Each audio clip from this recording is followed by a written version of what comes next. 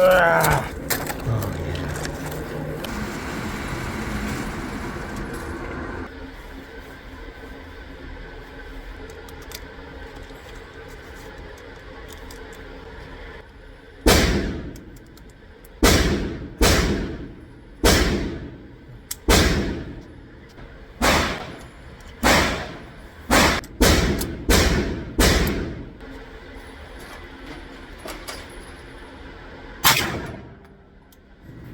Alright, so here is the Colt Combat Commander upgraded with Wilson Combat Bulletproof side controls.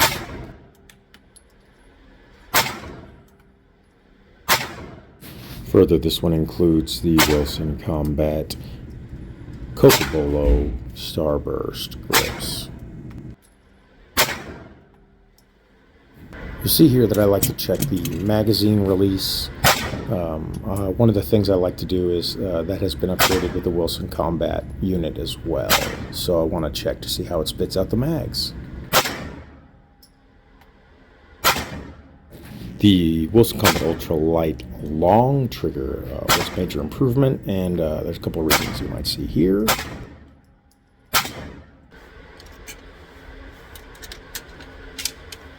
I did find that the Wilson Combat 912 magazine didn't eject as positively as the Ed Brown did, and you might see some of that later.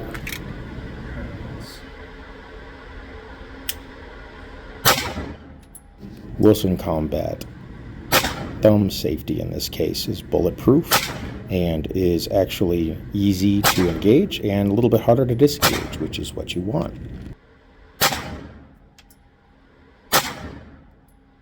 One of the things I noticed is that the Wilson Combat magazine was actually not nearly as good when it ejects out of the gun as I thought it would be. Not nearly as good as the Ed Brown, but you can kind of see it is somewhat positive, but still not that impressive. So that was one of the things that had come up while I was shooting, even though it fed perfectly.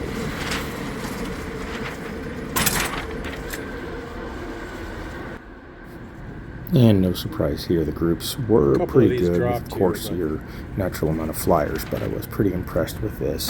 This is the important part. Watch this. Now, this is just something I noticed about the Ed Brown magazine. It doesn't necessarily make it better, but Ed Brown is one of the first major pioneers with the 9mm 1911, so just something to think about. So here's just some regular range footage. As we can see right here, I'm trying to shoot at this target that's labeled as number 1. However, one of the things you can see is that, I'm lightly consistent, but there are some inconsistencies in this. So obviously, some of the shots are just not where I'd like them to be. However, most of this is my fault, as you might see. However, you can see that there are patterns that show up, and so these are things that I can easily accommodate for.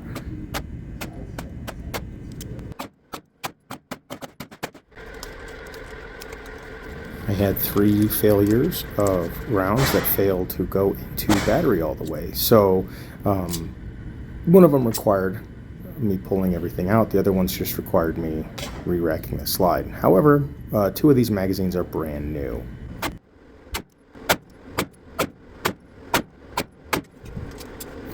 After several hundred rounds at the range, I noticed that my flinch factor was really starting to get bad, as you can see right here. Really not happy with the way that it was towards the end, so you can see that some of these groups are not my best.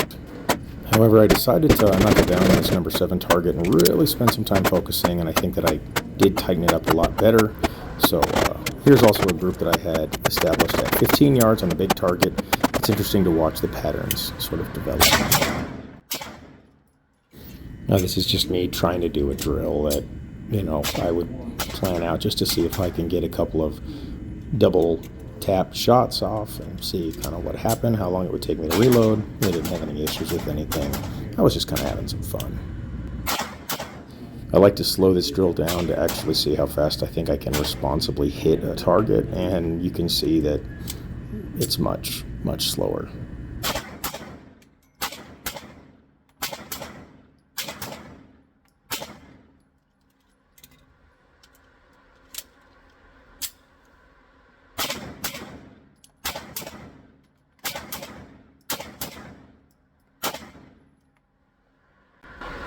This is going to be a tactical mag dump of my preferred carry ammo. This is 124 HST. There are going to be 10 rounds here. Here we go.